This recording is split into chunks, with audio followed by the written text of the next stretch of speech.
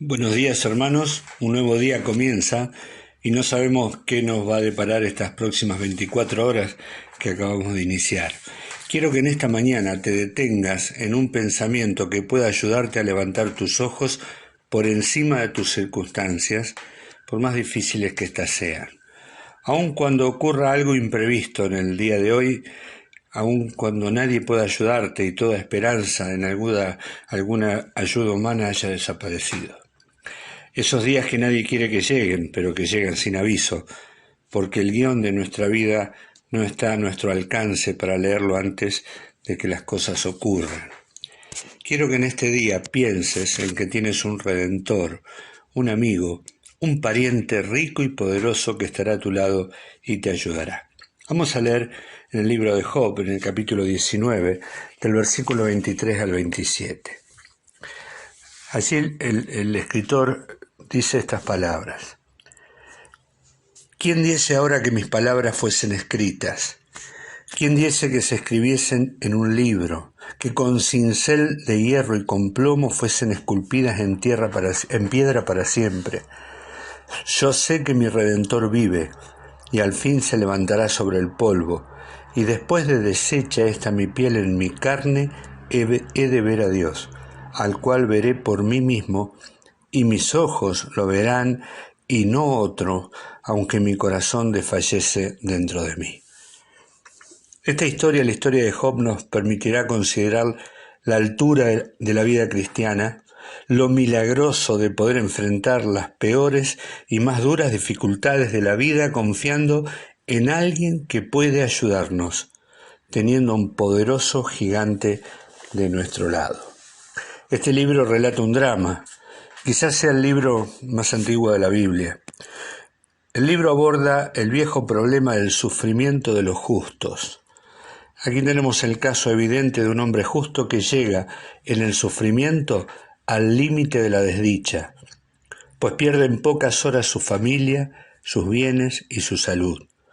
El prólogo de los 2 primeros capítulos nos corre el telón para dejar ver lo oculto detrás de lo evidente. La verdadera causa de los sufrimientos de Job ocurren porque era justo y capaz de ser presentado por Dios como un ejemplo de buen testimonio y fidelidad. Satanás desea destruirlo para demostrarle a Dios que todo hombre tiene su precio, y Dios permite la prueba para introducir a Job a una nueva dimensión, a una nueva experiencia más rica y más profunda en el conocimiento de Dios. Sus amigos acuden para darle lecciones sobre las probables causas de su padecimiento, un pecado oculto, la hipocresía, su mentira, el orgullo, etc. Dios, en cambio, no acusa a Job de esos pecados, sino que le aclara que la finitud del ser humano no puede comprender los caminos de un Dios infinito. Toda la vida de Job es trastornada en un momento.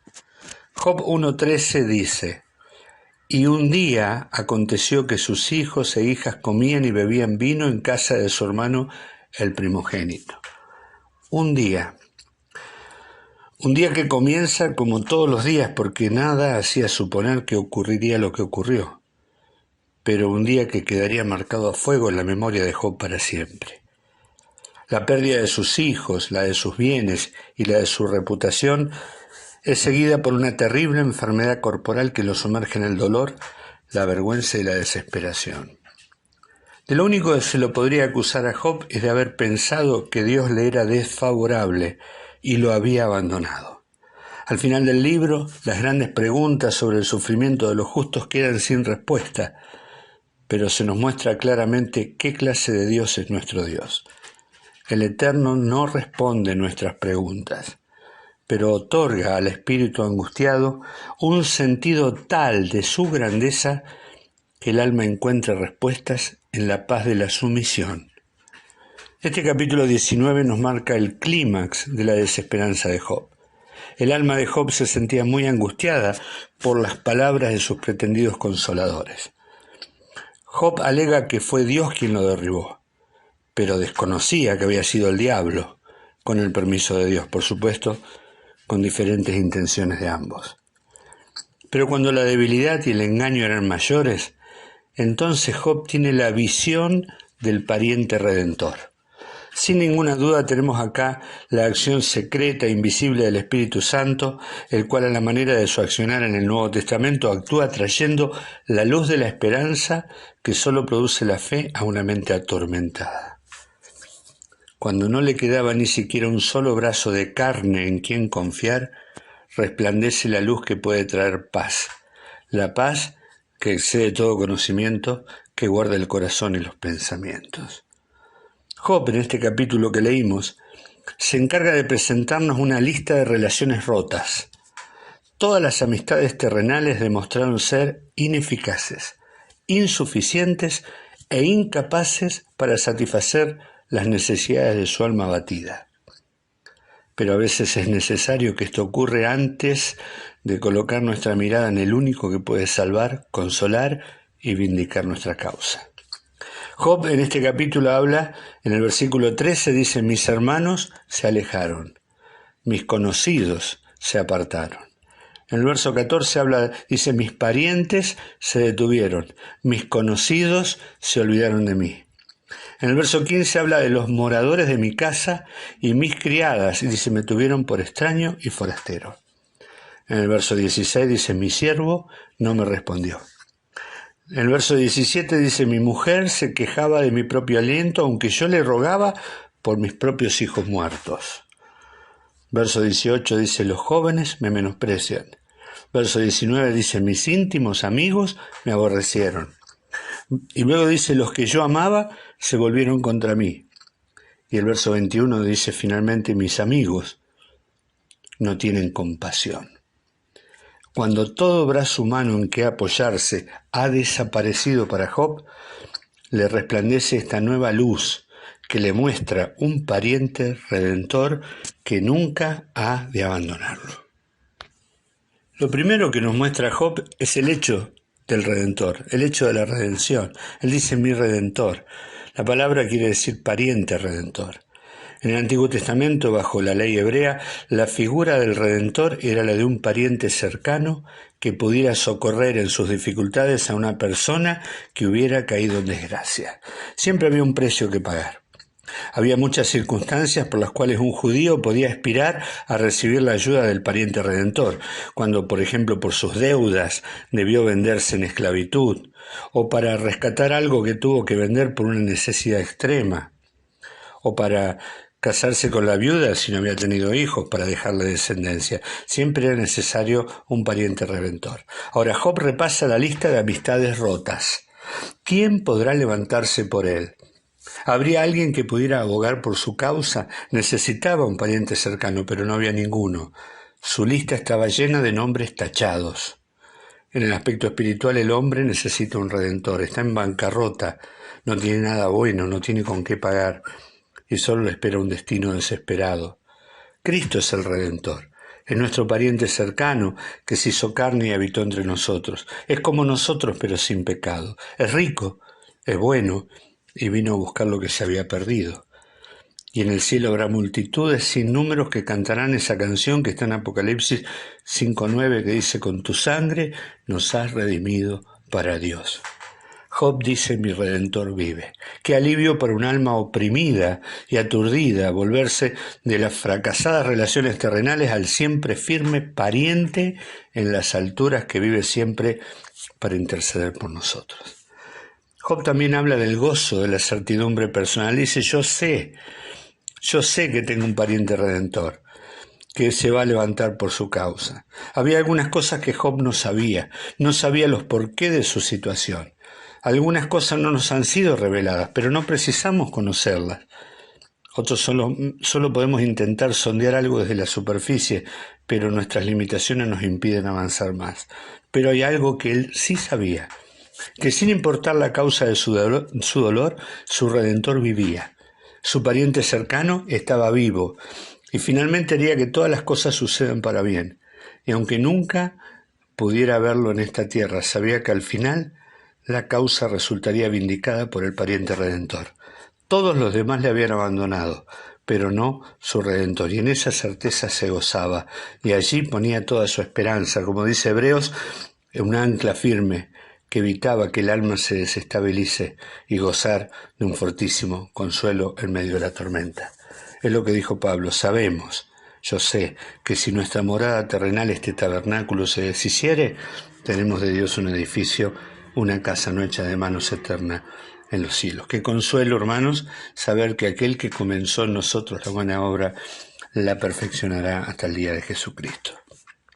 Y luego él habla de la esperanza de la aparición del Redentor. Yo sé que vive, yo sé que él está vivo. Job no lo sabía, no tenía manera de conocer sobre Jesús.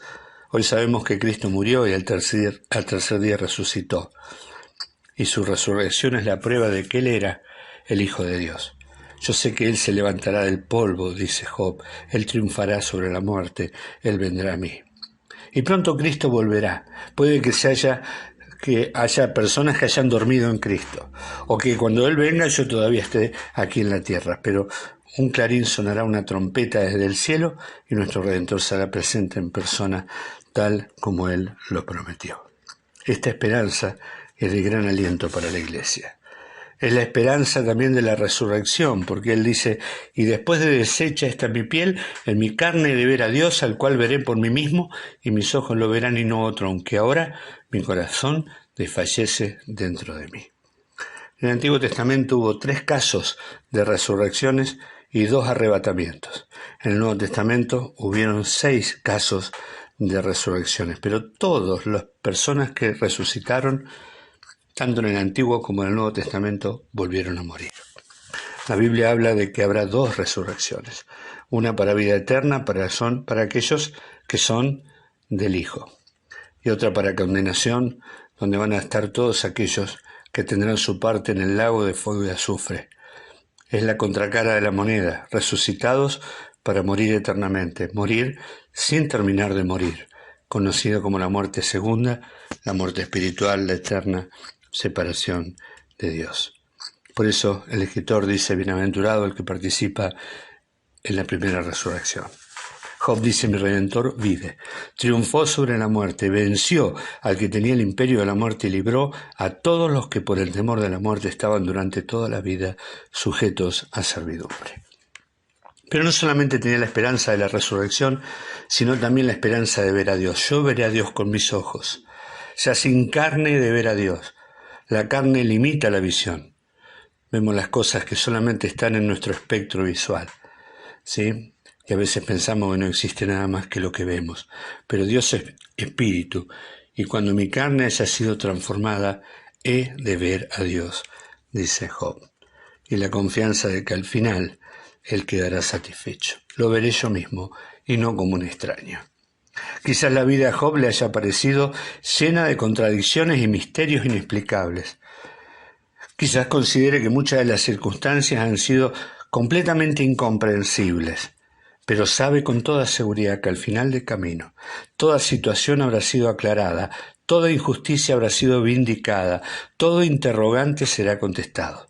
Allí conoceremos como somos conocidos, no oscuramente como por un espejo, sino cara a cara.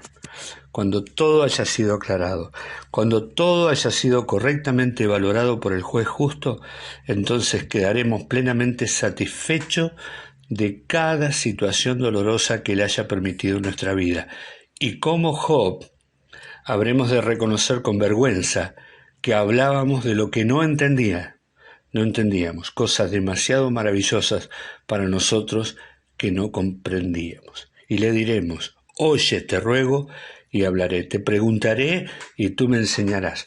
De oídas te había oído, mas ahora mis ojos te ven. Y tendremos toda una eternidad para aprender de las situaciones por las cuales ahora nos quejamos.